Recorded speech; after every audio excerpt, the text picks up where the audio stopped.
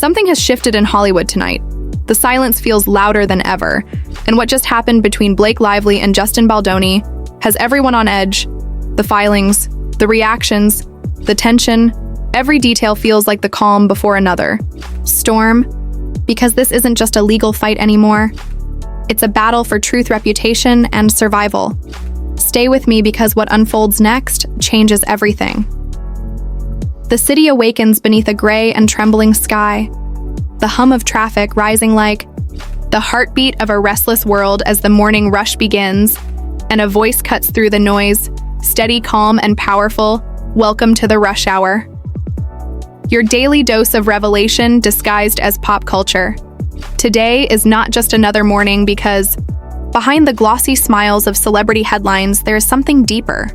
Something shifting, a tremor in the polished facade of Hollywood, where truth often hides behind the shimmer of light and the whisper of scandal.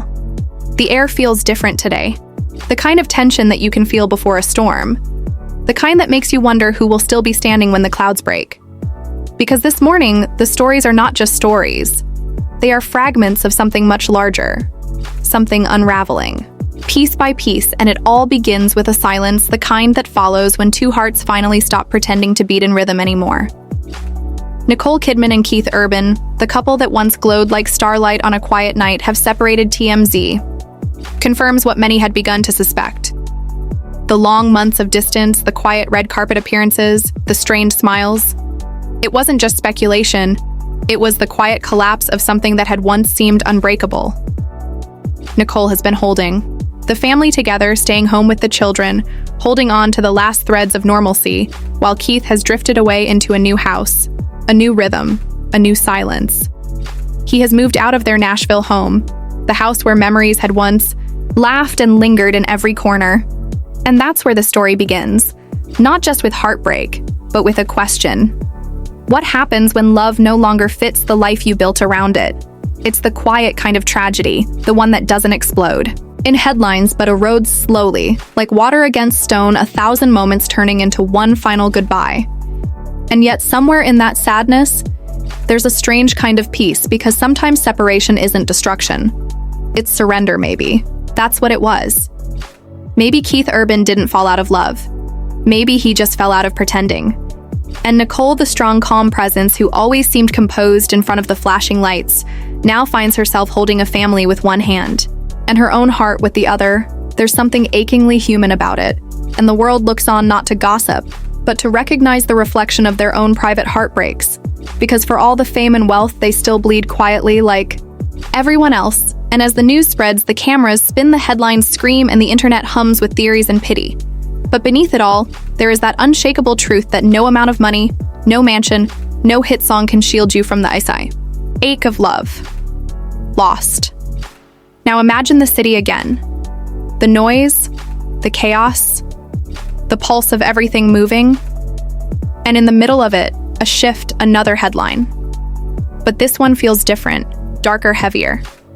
Justin Baldoni, the actor, the visionary, the one who always spoke about kindness, about growth, about empathy, now finds himself standing in the center of a storm, one that no one can fully see, but everyone can feel at the edges.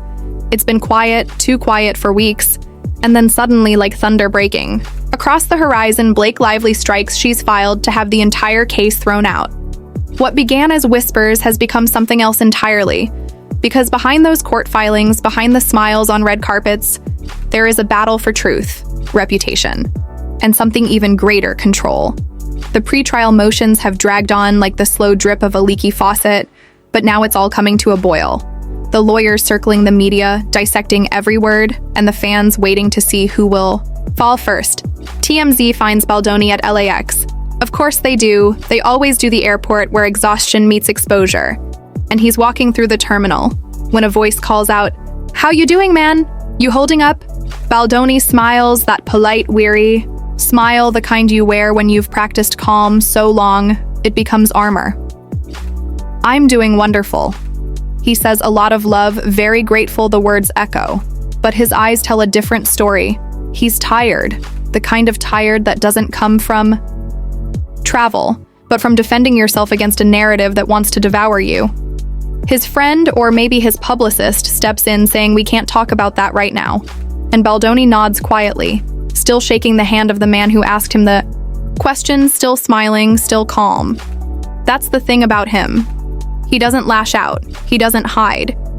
He just stands there, absorbing it all as if he knows the storm is bigger than anything he can control.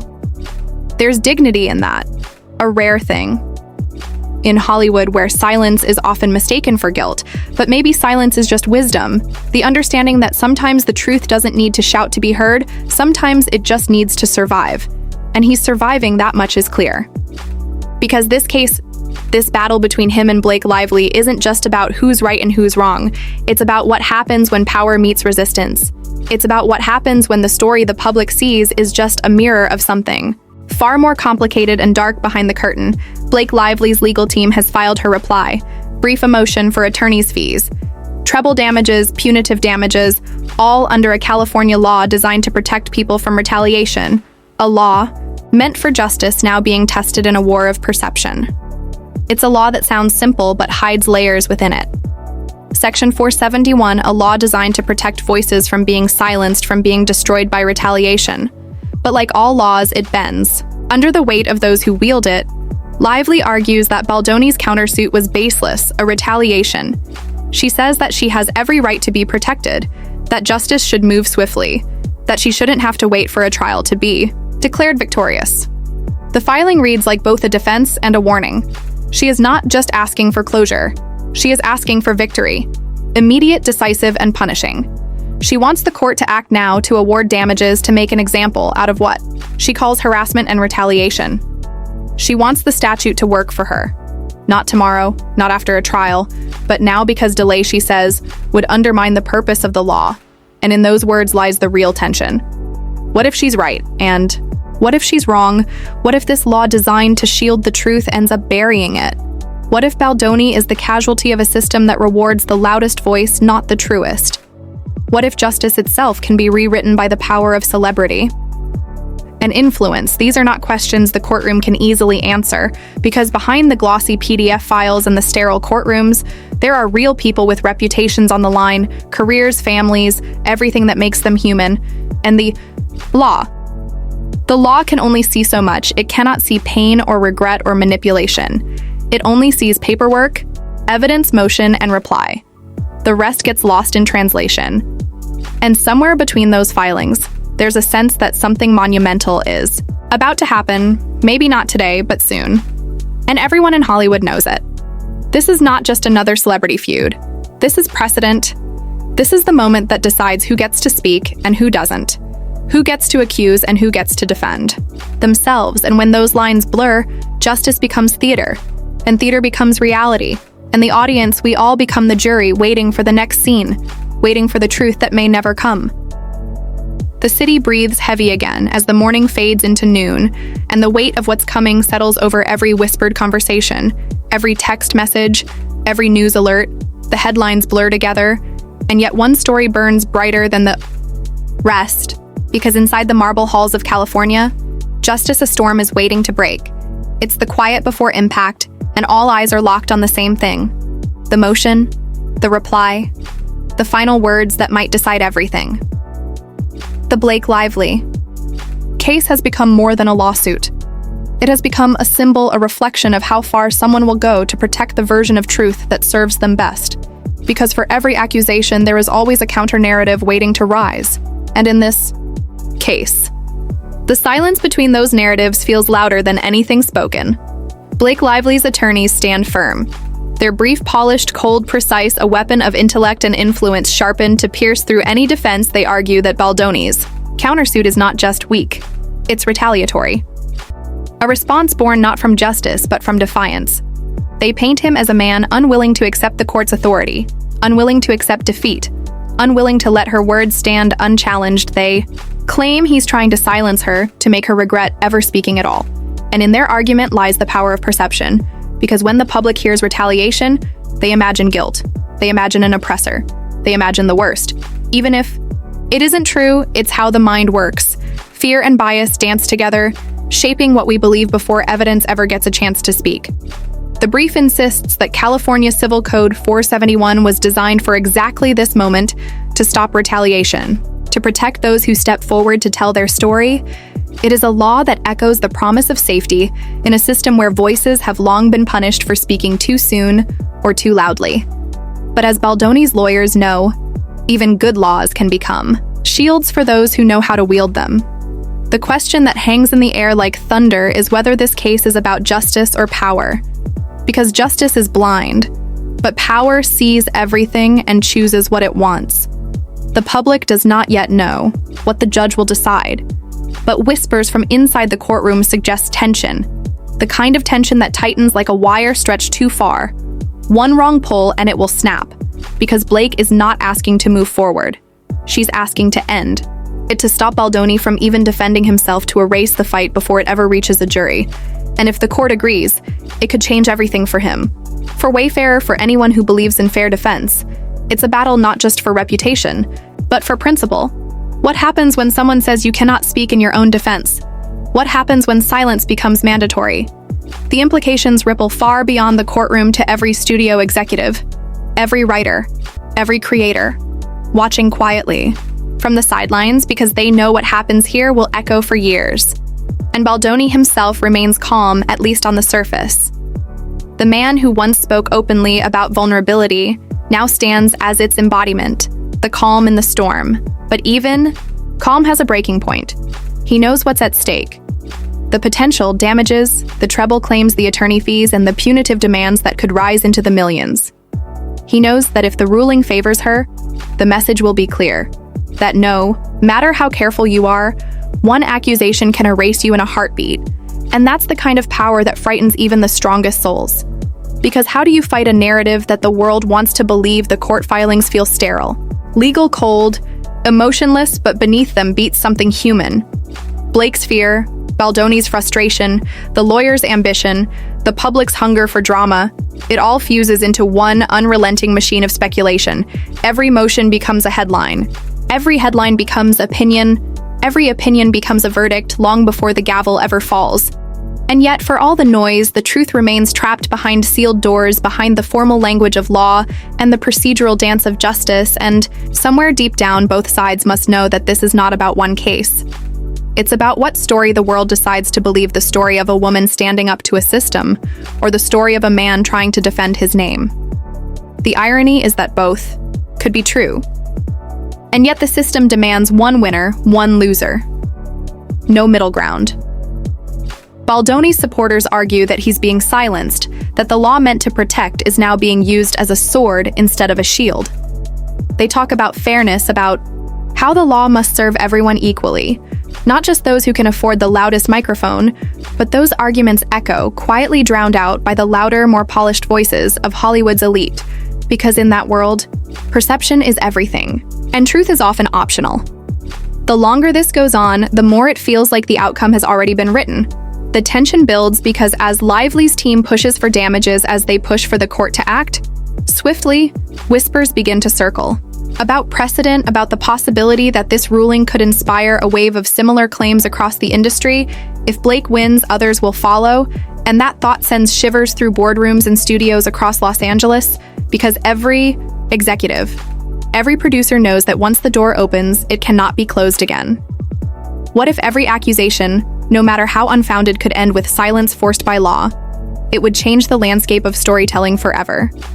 The creative world runs on collaboration, on trust, on human connection. But when fear enters the room, it becomes a transaction, and soon no one speaks freely anymore. And maybe that's what makes this moment feel so heavy, because everyone knows they are witnessing something that will outlive the headlines. This isn't just gossip. This is transformation. The silent rewriting of how power moves in Hollywood. And Baldoni, standing quietly, smiling at the airport, shaking the hand of a stranger, may not realize it yet. But he has become the face of resistance to that shift. He is the question that no one wants to answer. What if the law that was built to protect truth ends up silencing it instead? For now, all anyone can do is wait. The lawyers will file their replies. The judge will deliberate. And somewhere between the words of justice and the weight of influence, a decision will be made. And when it comes, it will not just define this case, it will define the balance of power between speech and silence in an era where even truth needs permission to exist. And as the cameras flash and the stories multiply, a strange quiet falls across social media. A kind of collective breath being held the calm before whatever comes next, because everyone knows that once the ruling drops, nothing will ever be the same. As the courthouse lights dimmed and the silence of exhaustion wrapped itself around the walls of a city that had seen too much in too short a time, the focus began to shift somewhere else quietly. Yet unmistakably, a new thread of tension was building outside the usual Hollywood circles. A thread woven not with camera flashes and court filings, but with microphones, debates, and the invisible machinery of influence and outrage. Candace Owens had entered the conversation not through the gates of a courtroom, but through the corridors of the internet, where public opinion moved faster than law, and where words could become verdicts long before judges spoke. The room she walked into was no longer a studio, it was a battlefield, the kind that doesn't draw blood but leaves reputations bleeding. And when she sat down across from Charlie Kirk, the energy changed. Both of them knew what was at stake, and neither was there to play nice. Charlie leaned forward, his tone sharp, his rhetoric cutting through the polite facade that usually wrapped political conversations. He spoke about manipulation, control, the shadow games of power, and what he called the machinery of silence. But what struck people most was how his words began to echo themes that were already being whispered in the entertainment world. It was uncanny how his argument about political censorship mirrored what fans had been saying about the way public narratives were being sculpted around Blake Lively and Justin Baldoni. It wasn't that the two stories were the same, but rather that both exposed the same undercurrent of control, the same question about who gets to speak and who gets silenced. Candace sat still, her hands clasped together, not defensive but focused. She spoke slowly, deliberately, as if every word was a calculated risk. She described the way truth bends under the weight of reputation, the way institutions choose heroes and villains not based on fact but on what serves the bigger picture. She didn't name names, but the parallels were impossible to ignore for those following the Hollywood storm. She could have been talking about Blake, she could have been talking about Justin or Taylor, or anyone trapped in the crossfire of public opinion. When the clip hit the internet, it spread like wildfire, not because it was controversial, but because it felt familiar. Audiences who had spent weeks dissecting the court drama now found themselves seeing the same themes reflected in politics: betrayal, manipulation, image-making, the illusion of control. What started as a conversation between two conservative commentators suddenly became a cultural mirror. It didn't matter whether you agreed or disagreed. What mattered was how the tone of exposure resonated across completely different worlds. The air was thick with realization that maybe none of this was accidental. Maybe every scandal, every leak, every outrage followed the same script. And then the questions began. Why now? Why did this conversation feel so strategically timed just as the Lively case reached its boiling point? Why did Candace's narrative about being silenced sound eerily like Justin's interviews about being misrepresented by Hollywood PR machines? Timing is everything in media, and coincidence rarely exists where power is concerned. Insiders whispered that the overlap was intentional, not because the two stories were connected, but because they both fed the same public appetite outrage cells, and the same machine that amplifies celebrity gossip also thrives on political division. Candace knew this. She had mastered the rhythm of attention. She could drop a single line and watch it ripple through digital communities like a spark through dry grass. But this time, it wasn't just about politics, it was about truth. She said something that stayed with people. She said silence is not peace, it's compliance. And when she said it, the internet froze for a moment, because those words carried weight far beyond the debate table. They applied to Hollywood, to journalism, to the quiet corridors where deals are made and truths are buried. The same line began showing up in posts about Blake and Justin, fans quoting it in threads where they debated who was lying, who was protecting whom. Meanwhile, in Los Angeles, Justin's team was watching too. His attorney didn't comment publicly, but sources close to the case said the Owens interview had hit a nerve, not because it was political, but because it reflected the same frustration they felt trying to push truth through layers of spin and power. One insider said, "Off the record, it's not about fame anymore, it's about survival." They'll paint you as the villain before you even get a chance to tell your story, and in that single quote, you could feel the exhaustion, the disillusionment, the quiet rage that comes from realizing that justice and perception are not the same thing. The media began drawing lines between the conversations, headlines whispered about strange coincidences. Editorial columns compared Hollywood's obsession with narrative control to the way political platforms manage dissent. Every industry seemed to be reflecting the other, and through it all, the public watched with fascination and fatigue caught between empathy and entertainment, trying to decide whether they were witnessing truth or another performance. And somewhere in the middle of it all stood Candace, unflinching, unapologetic, drawing fire from every side and feeding off the chaos. But the more she spoke, the clearer it became that this wasn't about politics or Hollywood anymore. It was about the machinery itself, the invisible system that rewards outrage, punishes doubt, and buries complexity under spectacle and simplicity. It's a system that thrives on division and confusion. A system that doesn't care whether you're Blake Lively or Candace Owens. As long as you keep the audience engaged, the algorithm of attention has no loyalty. And that's what made it dangerous, because once it decides you're valuable, it will lift you high enough to make your fall spectacular. Charlie saw it too. Maybe that's why his tone softened halfway through the broadcast. He looked at Candace with something between concern and curiosity and said, "We're all playing the same game, but the rules were never meant to protect us." And she nodded, because deep down they both knew it was true. Fame, politics, influence, it didn't matter. The system was built to consume its participants, not preserve them. And in that moment, for all their differences, they were united by the same truth that the spotlight is never a friend. It's a mirror that burns whatever it reflects. When the segment ended, the world didn't move on right away. It lingered on the echo of those sentences, the weight of those ideas. Something about the conversation felt like a warning, like a precursor to something bigger, brewing on the horizon.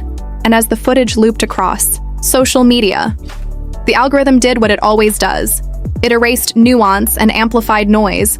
People picked sides, dissected motives, and missed the quiet brilliance of the bigger message. That control isn't about silencing voices. It's about guiding where the noise goes. By the end of that week, both Hollywood and political media were humming at the same frequency: outrage, fatigue, speculation. The digital storm was now everywhere, and for the first time it wasn't clear whether the stories were driving the audience or the audience was driving the stories. And in that blur of narrative and power, the line between scandal and strategy began to fade, the way it always does when too many truths collide. By the time the weekend arrived, the noise had become impossible to separate from the truth. What had started as a courtroom battle between actors and lawyers now pulsed like an electrical current running through every corner of the internet. Talk shows debated it, podcasts dissected it, and comment sections turned into battlegrounds of allegiance and accusation. Every statement, every silence, every photo taken or deleted felt like a clue. And beneath all of it, a quiet unease began to spread. People were starting to realize that something larger was being orchestrated. It wasn't just about Blake anymore, or Justin, or even Candace and Charlie. It was about the pattern, the repetition, the sense that everyone was caught inside a performance, with invisible writers and unseen directors. Headlines mirrored each other across industries, as if choreographed scandals were scheduled for maximum distraction. One in Hollywood, one in politics, one in business. Always enough to keep outrage spinning and empathy scattered. And when that realization began to take root, the public mood shifted from curiosity to suspicion. Inside Blake's legal team's office, the tension had evolved into paranoia. Blinds were drawn, phones were locked in secure drawers, and every meeting began with whispered reminders about leaks. A staffer described it as living inside a pressure cooker where every text message could become evidence and every expression could be misinterpreted. Sources said Blake herself had withdrawn almost entirely, her publicist speaking more often than she did because every time she appeared in public, the internet dissected her face, searching for guilt or grief or arrogance. Even her silence had become content, and that was the cruelest part across town. Justin Baldoni wasn't celebrating either. Victory had never felt so hollow. He had spent months defending his name, but what he realized now was that clearing your name doesn't clear your soul. He told someone close to him that truth had become a currency, and everyone was trading it at different rates. Some for power, some for sympathy, some just to stay relevant. He had always believed that integrity would be enough, that the truth would eventually surface on its own. But this world didn't reward patience, it rewarded spectacle, and if you didn't play the game, someone else would write your ending for you. And as the legal dust settled, a strange stillness took over a pause before the next storm.